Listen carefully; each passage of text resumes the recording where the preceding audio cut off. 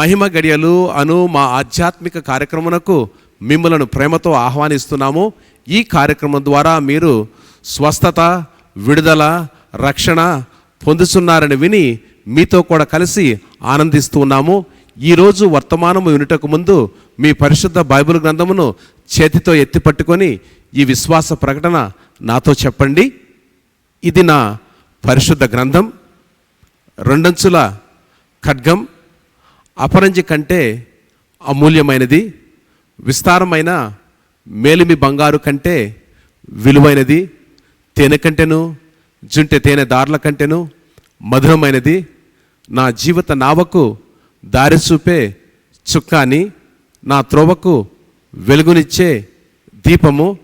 ఈరోజు నీ వాక్యమును వినుచుండగా వినగల చెవి, గ్రహించగల మనస్సు నాకు దయచేయము.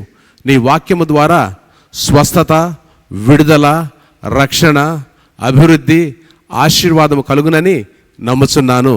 ఆమెన్. కొద్ది నిమిషాలు మనము దేవుని వాక్యాన్ని ధ్యానం చేసుకుందాం. 1 పేతురు 3:15 చదవండి ఒకసారి. నిర్మలమైన మనస్సాక్షి కలిగిన వారై మీలో ఉన్న నిరీక్షణను గూర్చి మిమ్మును హేతువు అడుగు ప్రతివానికిని సాత్వికముతోను భయముతోను సమాధానము చెప్పుటకు ఎల్లప్పుడూ సిద్ధముగా ఉండి మీ హృదయముల యందు క్రీస్తును ప్రభువుగా ప్రతిష్ఠించుడి. అప్పుడు మీరు దేని విషయమై దుర్మార్గులని దూషింపబడుదురో దాని విషయమై క్రీస్తునందున మీ సత్ప్రవర్తన మీద అపనింద వేయువారు సిగ్గుపడుదురు.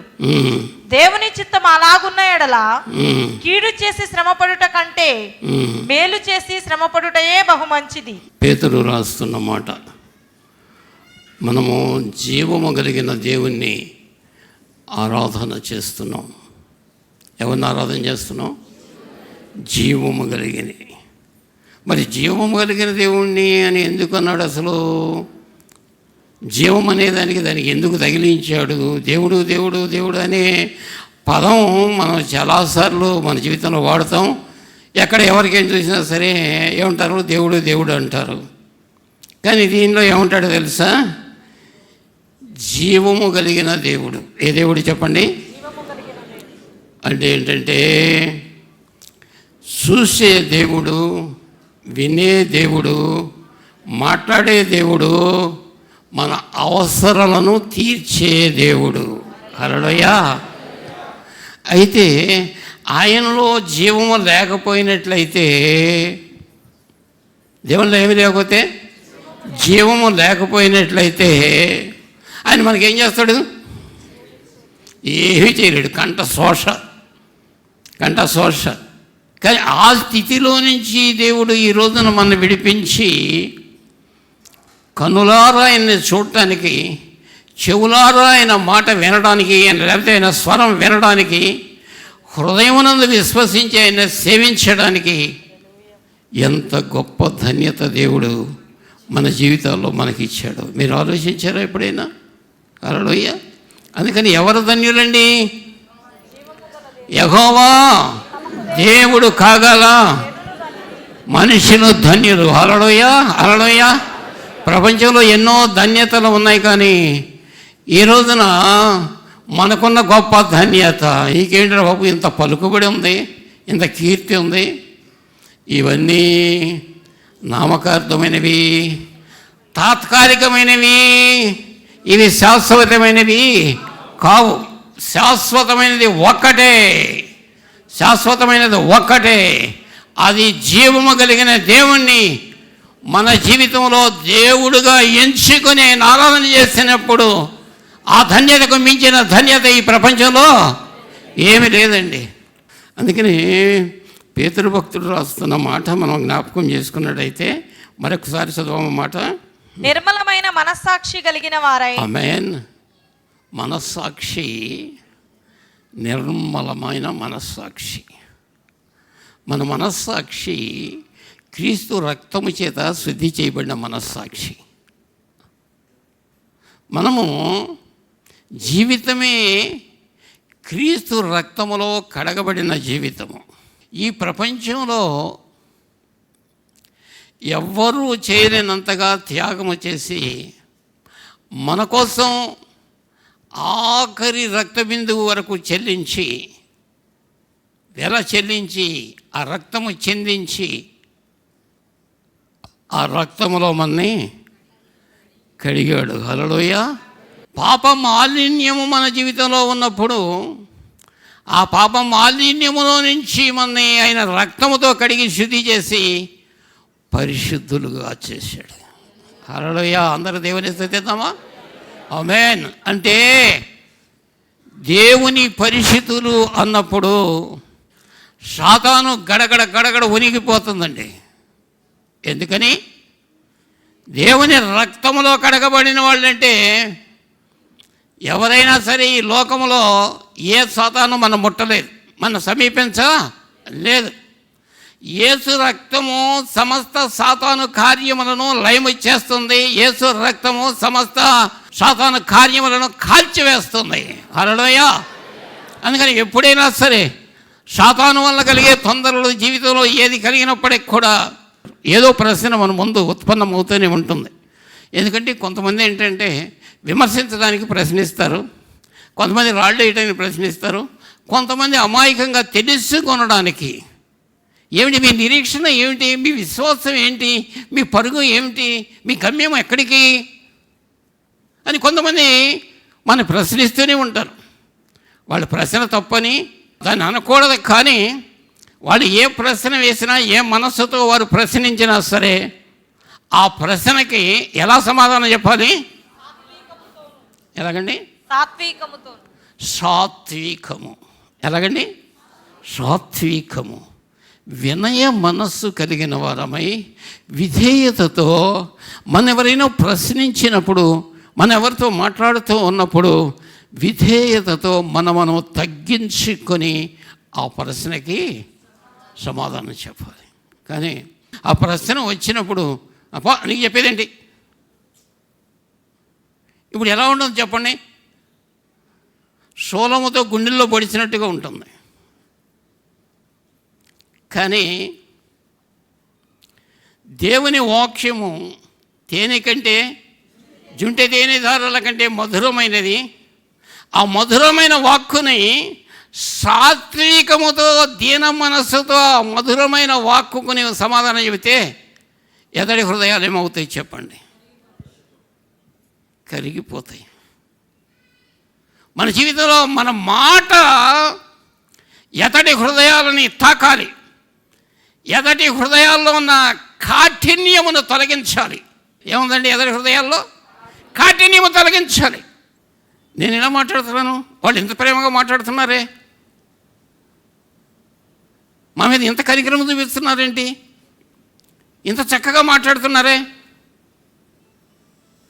మన జీవితంలో మన మాట వలన ఎదటివారు మేలు పొందాలి, మన మాట వలన తృప్తి పొందాలి, మన మాట ఎదటివారు ప్రభు అయిన యేసుక్రీస్తు వారి దగ్గరకు రావటానికి ఆదర్శప్రాయమైన మాటగా ఉండాలి. హల్లెలూయా. ఎప్పుడు నువ్వు కఠినంగా మాట్లాడావో క్రీస్తు మార్గం వాళ్ళకు మూసివేయబడింది. ఎప్పుడు మంచి మనస్సుతో దీన మనస్సుతో నిన్ను నీవు తగ్గించుకొని ప్రేమతో మాట్లాడతావో క్రీస్తు మార్గము వారి కోసం నువ్వు తెరిచినట్లు. హల్లెలూయా. అందుకని ఎప్పుడు కూడా మన మాటలు ఎవరితో మాట్లాడినప్పటికీ కూడా యేసుప్రభు ఏం చెప్పాడు తెలుసా? మీ మాటలు ఉప్పు వేసినట్లుగా రుచికరంగా ఉండాలి. మీ మాటలు ఉప్పు వేసినట్టుగా రుచికరంగా ఉండాలి. అలాంటి మాటలు మనం మాట్లాడితే ఇతరులకు మనం మేలు చేసిన వాడు అవుతాం. చదువమ్మా. మీ సాత్వికముతోను భయముతోను సమాధానము చెప్పుటకు ఎల్లప్పుడూ సిద్ధముగా ఉండి. ఎల్లప్పుడూ సిద్ధపడి ఉండండి, అన్నిటికీ సిద్ధపడి ఉండాలి. మీ హృదయముల యందు క్రీస్తును ప్రభువుగా ప్రతిష్ఠించుడి. మీ హృదయములు క్రీస్తునకు ప్రభువుగా ప్రతిష్ఠించండి. అప్పుడు మీరు దేని విషయమై దుర్మార్గులని దూషింపబడుదురో. ఎవరైనా మీ మీద చెడ్డ మాటలు మాట్లాడితే, అభాండాలు వేస్తే, మీ మాటలను బట్టి మీ ప్రవర్తనను బట్టి ఏం చేస్తారో తెలుసా? దాని విషయమై క్రీస్తునందున మీ సత్ప్రవర్తన మీద అపనింద వేయువారు సిగ్గుపడుదురు. సిగ్గుపడతారు. ఏం చేస్తారండి? సిగ్గుపడతారు. తెలియగా మన మీద అపవాదం వేస్తే వాడు సిగ్గుపడతారు, తప్పకుండా సిగ్గుపడతారు. అందుకని ఎప్పుడు కూడా మన మాట ఎప్పుడు సాత్వికంతో మాట్లాడాలి, ఎప్పుడు ప్రేమతో మాట్లాడాలి. మనం తగ్గించుకొని క్రీస్తుకి ఎదర హృదయాల్లో మార్గము తెరిచేటట్టుగా మనం తగ్గించుకొని మన మాటలను చాలా జాగ్రత్తగా మాట్లాడాలి. అదే ఎవరంటున్నారు? పేతురు భక్తుడు మనకు చెబుతున్న గొప్ప సత్యం. అందుచేత ఎప్పుడైతే మన జీవితంలో అంత వివేకంగా ఉంటామో అనేకమైన వాటిలో నుంచి దేవుడు మనని తప్పిస్తాడు, అనేకమైన వాటిలో నుంచి మనం తప్పిస్తాడు. మాట వల్ల వచ్చే ప్రమాదం ఇంత అని చెప్పడానికి వీల్లేదు. యాకోబు పత్రికలు అంటాడు, నాలుక అగ్నియే. ఎలాంటిదండి? అగ్నియే అంటే పెంతెకోస్తు దినమందు వచ్చిన అగ్ని కాదండి ఇది. అర్థమైందా? పెంతెకోస్తు దినమందు ఏమొచ్చింది? అగ్ని వచ్చింది. అగ్ని వచ్చి వారి నాలుకలు కాల్చబడినాయి, అగ్ని వచ్చి వారి జీవితాలు కాల్చబడినాయి, అగ్ని వచ్చి వారి జీవితాలను ప్రతిష్ఠించింది. పనికిరాంతంతా కాల్చి పారవేసి ఒక మనిషిని, ఒక వ్యక్తిని దేవునికి పనికొచ్చే వ్యక్తిగా, దేవుని సువార్తను ప్రకటించే వ్యక్తిగా, దేవునికి సాక్ష్యం చెప్పే వ్యక్తిగా, దేవునికి ప్రయోజనకరమైన పనిముట్టుగా అగ్ని మనం మార్చింది. కానీ దానికి ముందున్న నాలుకను మనం జ్ఞాపకం చేసుకుంటే అది అగ్ని లాంటిది. మళ్ళీ ఏమంటాడు ఆయన? ఇంత పెద్ద అడవి చాలా పెద్ద కదండి, కానీ నిప్పు ఎంత చిన్న ఒక నిప్పుల పుల్ల, అగ్ని పుల్ల అడవిలో వేస్తే ఏమవుతుంది? అడవిని కాల్చేస్తుంది.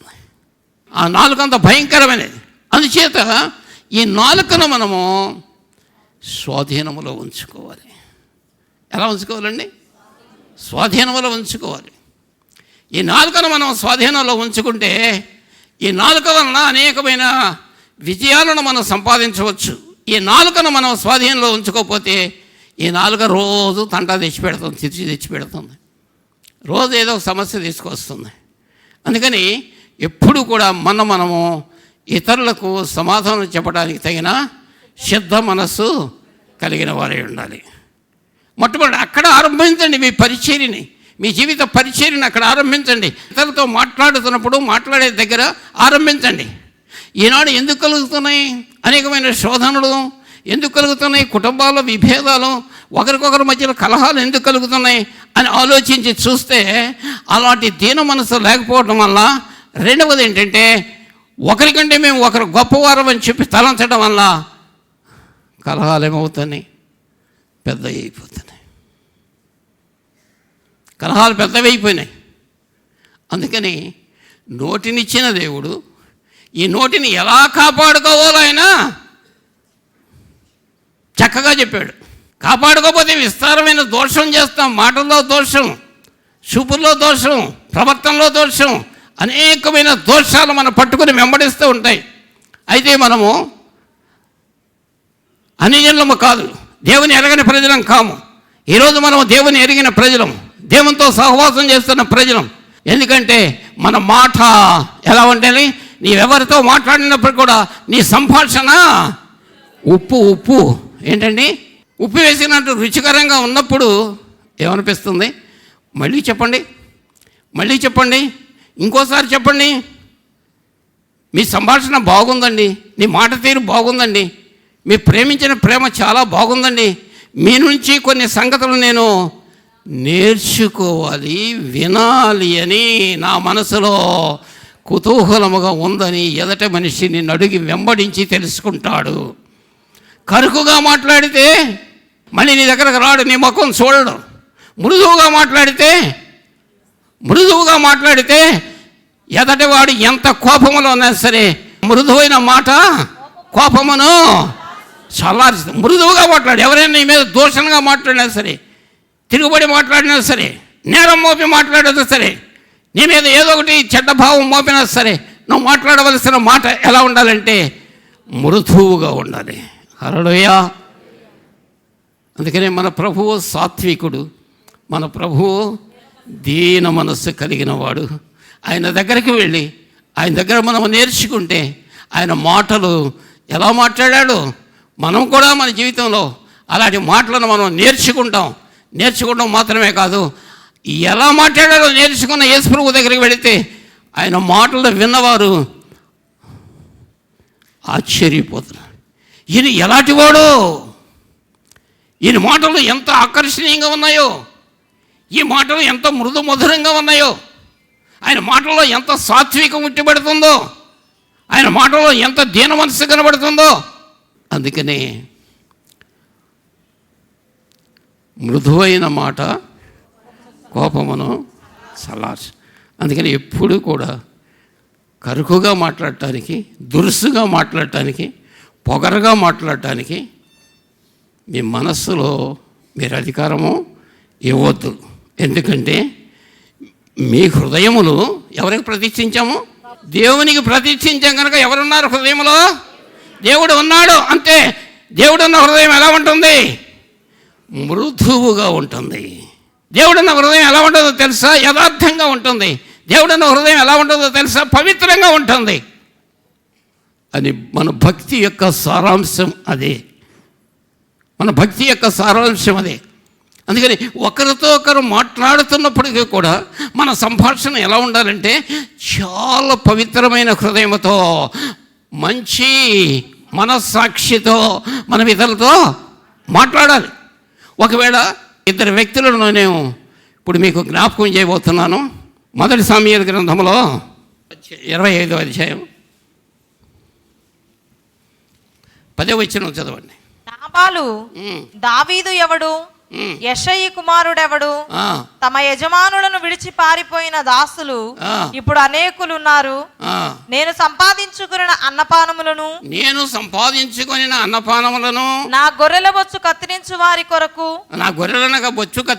కొరకు నేను వధించిన పశుమాంసమును తీసి నేను బొత్తిగా ఎరుగని వారికిత్తునా. ఆమేన్. అరణ్యములో సౌలు చేత తరమబడిన దావీదు అరణ్యములో నివాసం ఉంటున్నాడు. అరణ్యంలో తన సైన్యముతో కూడా కలిసి, తన మిత్రులతో కలిసి అరణ్యంలో నివాసం ఉంటున్నాడు. దావీదు జీవితంలో ఎంతో పరాక్రమం కలిగిన వ్యక్తి, ఎంతో దైవభక్తి కలిగిన వ్యక్తి. దేవుని చిత్తమును బట్టి అతడు తరమబడుతున్న సందర్భాల్లో అతని జీవితంలో ఎక్కడికి వెళ్ళినా సరే అపకారము జరగకుండా ఎదుటి వారికి ఉపకారం చేసేవాడు. Praise God. దేవుని స్తుతించండి. చెప్పండి, మరి మనము కూడా ఉపకారం చేద్దామా? ఎవరికైనా ఉపకారం చేద్దామా? చాలా ఉపకారం చేశాడు. అతడు అరణ్యములో ఉన్నప్పుడు అబ్బాయి నాబాలు కొంచెం మోటువాడు. ఎలాంటి వాడు? మోటువాడు. ఈ మోటువాడు కొంచెం మొరటుగా ఉంటాడు. అయినప్పటికీ కూడా మనం హాని చేయకూడదు, అతనికి హాని చేయకూడదు. రెండవది ఏంటో తెలుసా? అతని పశువులు కానీ, అని మేక గొర్రెలు మందలు కానీ, ఆయన ఆబోతులు కానీ విస్తారమైన సంపద ఉన్నది కదా. ఆ విస్తారమైన సంపద ఉన్నప్పుడు ఆ సంపద అంతటికీ మీరు ఇక్కడే ఉంటున్నాం కదా, కాపలా కాద్దాం. రాత్రిపూట వచ్చే తోడేళ్ళు, రాత్రిపూట వచ్చే మృగాలు, పగలపూట వచ్చే అనేక రకాలైనటువంటి ప్రతికూలతలు ఆ గొర్రెలను ఎదుర్కొంటున్నప్పుడు అనేక సార్లు అతడు నష్టపోయాడు నాబాలు. కానీ దావీదు ఎప్పుడు అక్కడికి వెళ్ళాడో, దావీదు అక్కడికి వెళ్ళిన తర్వాత నాబాలుకి కొంచెం కూడా నష్టం రాకుండా దావీదు సైన్యము నాబాలు కలిగినంతటిని కూడా చాలా జాగ్రత్తగా కాపాడారు. హల్లెలూయా. ఎందుకు చేస్తారండి? ఎల్లగాని కత్తి చూపించి నాబాలేట్రా, నీ దగ్గర ఏముంది పట్టరా, ఇక్కడ భోజనం లేదు, మాకు ఇబ్బందిగా ఉంది అంటే ఏం చేస్తాడు? ఓ 10 గొర్రెల్ని 10 మేకలను పంపించాల్సిందే. ఏముంది మరి, అంతే కదండి దౌర్జన్యం చేస్తే. కానీ అతడు ఎప్పుడు కూడా ఇతరులకు మేలు చేసేవాడే కానీ కీడు చేసే స్వభావం అతనికి లేదు. ఆ మందలన్నీ చక్కగా కాపాడాడు. కాపాడిన తర్వాత గొర్రెల బొచ్చు కత్తిరించుకునే పండగ ఒకటి ఉంది వాళ్ళకి. ఆ సమయంలో ఏం చేస్తారంటే ఆ ఉన్ని కత్తిరించి అమ్ముదినప్పుడు విస్తారమైనటువంటి డబ్బు వచ్చేదంట. అది పెద్ద పండగగా చేసుకునేవాడు. ఆ పండగలో పనివారందరూ, బంధువులు, మిత్రులు అందరూ కూడా ఆ పండగలో చక్కగా పాలు పొంది సంతోషించేవారట. అలాగే ఆ అరణ్యంలో దావీదు ఉన్నప్పుడు ఈ సంగతి తెలుసుకొని దావీదు ఒక వర్తమానం పంపించాడు. నాబాల్ దగ్గరికి వెళ్ళి, మీరు చాలా సంతోషంగా పండగ చేసుకుంటున్నారు కదా, మాకు కావలసిన ఆహార పదార్థాలు, మాకు కావలసినవన్నీ కూడా మాకు కొంచెం పంపిస్తే బాగుంటుందని వర్తమానం పంపించాడు. అవును కదా, అపకారికి ఉపకారం చేయాలి. అవునా? ఆయన ఉద్దేశం అదే. మన ప్రభు అయిన యేసుక్రీస్తు ఉద్దేశం ఏంటి? అపకారికి కూడా ఉపకారం చేయాల్సిందే. యేసు ప్రభు వారి యొక్క ఉద్దేశం అదే. అందుకని పంపించినప్పుడు ఏం మాట్లాడడం? 10వ వచనం చదువు ఒకసారి. దావీదు ఎవడు? యెషయి కుమారుడెవడు? దావీదు ఎవడు? ఎంత దురుసుగా మాట్లాడుతున్నాడు చూసారా? మోటువాడు, మొరటువాడు, మంచితనం లేని వ్యక్తి. నాబాలు భార్య పేరు అబీగయల్. ఆమె చాలా సాత్వికురాలు, ఆమె చాలా దీన మనసు కలిగిన స్త్రీ. ఆ పురుషుడు ఎలా ఉన్నాడు, స్త్రీ ఎలా ఉంది, ఎట్లా ఉంది చూసారా? మరి ఇద్దరికి ఎలా కలిసిందంటారు? అతడు ఎలాంటి వాడైనా సరే, అబీగయలు సాత్వికమైన మనస్సు కలిగింది, లోబడే స్వభావం, తగ్గించుకునే స్వభావం. అలాంటి స్వభావం కలగడం చేత ఎప్పటికప్పుడే ఎన్నిసార్లు పొద్దున్నే గొడవ, మధ్యాహ్నం గొడవ, సాయంత్రం గొడవ, ఏదో గొడవ. కానీ ఎప్పటికప్పుడు ఏం చేశాడో తెలుసా? ఎప్పు మీద నీళ్లు పోసినట్టుగా ఆమె జీవితాన్ని ఒక ప్రయోజనకరమైన జీవితంగా మార్చుకుని తనతో కాపురం చేసుకుంటూ వస్తుంది. చూసారా? అందుకని ఎవరు ఎదటి వాళ్ళు ఎలా ఉన్నారు అనేది తర్వాత విషయం. కొంతమంది ఏమో బయటకు చెప్పుకుంటారు. ఏమని చెప్పుకుంటారండి? మా ఇంట్లో ఇష్టం ఉంటుందండి, మా ఆయన ఇట్టాడండి. లేకపోతే కొంతమంది ఏమంటారు, నా భార్య ఇట్టాంటిదండి, నేను చచ్చిపోతున్నానండి. కొంతమంది చెప్పుకుంటారు. చెప్పుకుని చేసేది ఏముంది? కొంతమంది ఏం చేస్తారంటే గుప్పిలు విప్పితే బజారే. అందుకని రహస్యంగా కృంగిపోతూ కాపురం చేసుకుని ఉంటారు. ఎందుకంటే వారి నోరు మోస్తాం కానీ వారి హృదయం మూయలేము కదా మనం. నోరు మూయ అంటాడు, కానీ నోరు మూయచ్చు, కానీ హృదయంలో ఉన్నది ఎలా ఆగుతుందండి? ఆ కారణం చేత దావీదుకి కోపోద్రిక్తుడై తన సైన్యాన్ని తీసుకొని ఇలా మాట్లాడతాడా? ఇలా నన్ను నిందిస్తాడా?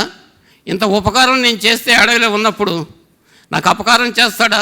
ఈ దుర్భాషలు మాట్లాడతాడా అని కొంతమంది సైన్యంతో బయలుదేరాడు. ఎక్కడికి? నాబాల్ దగ్గరికి బయలుదేరాడు. చూసారా? అయితే ఒక పనివాడు ఉన్నాడు. ఆ పనివాడు వెళ్ళి అబీగయల్ దగ్గరికి వెళ్ళి ఉన్న విషయం చక్కగా చెప్పాడు.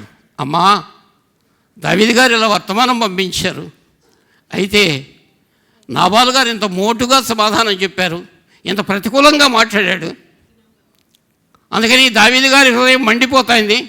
తక్షణము మీరు ఏదైనా చర్య తీసుకోగలిగితే ఇప్పుడు దావీదుని శాంతిపరచడానికి ఇప్పుడే సమయము. ఆయనకి ఎక్కడికి వచ్చాడంటే మా గొర్రె మేకలు మనుషులు ఎవరు ఉండరు, అంత గొప్ప సైన్యము, అంత గొప్ప సైన్యాధిపతి అతడు, సౌలు చేత తరమబడినంత వలన అంత చిన్న చూపు చూడవద్దు మీరు అని చెప్పాడు. అప్పుడు అబీగయలు ఏం చెప్పిందో చూద్దాం ఒకసారి. అందుకు అబీగయలు నాబాలుతో ఏమీయూ చెప్పక త్వరపడి, నాబాలుతో ఏమీయూ చెప్పక, ఏంటి సర్దుకున్నావండి, చికెన్ తీసుకున్నావు, మటన్ తీసుకున్నావు, వంట పదార్థాలు తీసుకున్నావు, ఎక్కడికి వెళ్తున్నావు అంటే ఇప్పుడేను వస్తానండి, నాకు తెలిసిన వాళ్ళు ఉన్నారు, వెళ్ళి వస్తాను. కానీ రహస్యం చెబితే మాత్రం ఏం చేసేవాడు చెప్పండి? ఆడేవాడు పట్టుకెళ్ళి ఇవ్వడానికి నువ్వెవరు? చూసారా? చదవమ్మా. అందుకు అబీగయలు నాబాలుతో ఏమీయూ చెప్పక త్వరపడి 200 రొట్టెలను 2 ద్రాక్షారసపు తిత్తులను వండిన 5 గొర్రెల మాంసమును 5 మానికల వేచిన ధాన్యమును 100 ద్రాక్ష గెలలను 200 అంజూరపు అడలను గార్ధబొమ్మల మీద వేయించి మీరు నాకంటే ముందుగా పోవుడి, మీరు నాకంటే ముందుగా వెళ్ళండి, నేను మీ వెనుక నుండి వచ్చేదనని తన పనివారికి వెనుక నుండి వస్తానని తన పరివారితో చెప్పి పంపించాను. గార్ధబొమ్మ మీద ఎక్కి పర్వతపు లోయలోనికి వచ్చుచుండగా దావీదును అతని జనులను ఆమెకు ఎదురుపడిరి. ఆమేన్. బయలుదేరి వచ్చేస్తున్నాడు. అప్పటికే ఎక్కడికి వస్తున్నాడు? నాబాలు అంత చూద్దాం. చూసారా? ఎంత తెలివిగల స్త్రీ అండి. కానీ ఆమె దావీదును చూడగానే విధేయత చూపించింది. ఏం చేసిందమ్మా చూడగానే? దావీదునకు సాష్టాంగ నమస్కారం చేసి అవతల వ్యక్తిని ఎంత గౌరవిస్తుందో, ఎంత ప్రేమిస్తుందో చూడండి. ప్రతి దాంట్లో కూడా ప్రియమైన దేవుని బిడ్డలారా, మనకు ముందు విధేయత నడవాలి. ఏమి నడవాలండి?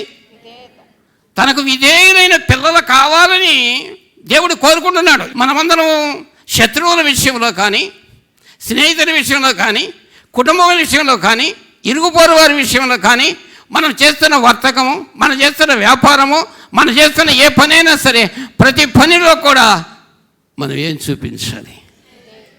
విధేయత. ఆ సాత్వికము, ఆ దీన మనస్సు మనం చూపించాలి. మనకు ముందు విధేయత నడవాలి, విధేయత వెంట మనం నడవాలి. హల్లెలూయా. నీ ప్రవర్తనలోనే ఉన్నది. ఒక నిమిషం తల వంచుకుంటే ప్రార్థన చేద్దాం. జీవితంలో నెమ్మది లేకుండా యేసు నాకు నెమ్మదిచ్చాడని భయంకరమైన మరణంలోంచి ఆమె తప్పించింది. నీ మాటలు అలాగే ఉండాలి, నీ ప్రవర్తన అలాగే ఉండాలి. ప్రతి దాంట్లో కూడా దేవుని ముందు పెట్టుకుని, దేవుని వాక్యమును ముందు పెట్టుకుని, నిన్ను నీవు వాక్యమనే త్రాసులో తూచుకుంటూ నువ్వు ముందుకు వెళితే, నువ్వు తేలిపోకుండా ఉంటే దేవుడు నీ పక్షాన ఉన్నాడు. ఎన్ని కీడులు వచ్చినా, ఎన్ని అపాయాలు నీ మీదకి రాబడినా, ఎన్ని శోధనలు వచ్చినా, ఎంత లేమి నీ మీదకి వచ్చినా సరే, ఏ విధమైన ప్రతికూల పరిస్థితులు నీ మీదకి వచ్చి నేను గర్జించే సింహలాగా మింగివేసే పరిస్థితులు వచ్చినా సరే, ఆ దీన మనస్సు, ఆ సాత్వికము, ఆ పరిస్థితులన్నిటినీ కూడా లోపరిచివేసి నీకు కావలసిన దీవెన దేవుడు నీకు అనుగ్రహిస్తాడు. తీర్మానం చేసుకోండి. ఒకవేళ ఎవరైనా లోపం ఉంటే, సరి చేసుకోవాల్సిన విధానం ఉంటే, ఎవరైనా సరే తమ తగ్గించుకోవాల్సిన స్వభావం ఉంటే, అనుకూల సమయము ఈ రోజు నుంచి నీకు, నీ కుటుంబానికి, నీ వెళుతున్న సంఘంలో కూడా పూర్తి నెమ్మది, పూర్తి శాంతి, పూర్తి సమాధానము కలుగుగాక. ఆమేన్. మా ఆరాధన కార్యక్రమములు ఇంగ్లీషు ఆరాధన ప్రతి ఆదివారము ఉదయము 6:45 జరుగును. తెలుగు ఆరాధన ప్రతి ఆదివారము ఉదయము 8:30 గంటలకు జరుగును. ఉపవాస ప్రార్థన ప్రతి శుక్రవారము సాయంత్రము 6:30 గంటలకు జరుగును. ఆపరేషన్ మాంగూస్ లేక పురుషుల ఉదయకాల ప్రార్థన ప్రతి బుధవారము ఉదయము 5 గంటలకు జరుగును. నైట్ ఆఫ్ మిరకల్స్ ప్రతి నెల 2వ శుక్రవారము సాయంత్రము 6:30 గంటలకు జరుగును. వ్యాపారవేత్తల సమావేశము ప్రతి నెల మొదటి ఆదివారము సాయంత్రము 6 గంటలకు జరుగును. ఈ కార్యక్రమంలో పాల్గొని అనేక మంది దీవించబడుతున్నారు. మీరు కూడా ఈ కార్యక్రమంలో పాల్గొని దేవుని యొక్క ఆశీర్వాదాలు పొందవాలని ప్రేమతో ఆహ్వానిస్తున్నాము. మీ ప్రార్థన అవసరతలు మాకు తెలియచేయండి. మీ కొరకు మా ప్రార్థనా శిఖరములో ప్రత్యేక ప్రార్థనలు చేయబడును. మా ఫోన్ నంబర్స్ 9494767633 మరి ఒక నంబర్ 9494767733. మా అడ్రస్ మెస్సయా ఫెలోషిప్, 100 అడుగుల రోడ్, ఆటోనగర్ గేట్, విజయవాడ. మరలా వచ్చే వారం ఇదే రోజున ఇదే సమయాన్న కలుసుకుందాం. దేవుడు మిమ్మల్ని సమృద్ధిగా దీవించుగాక.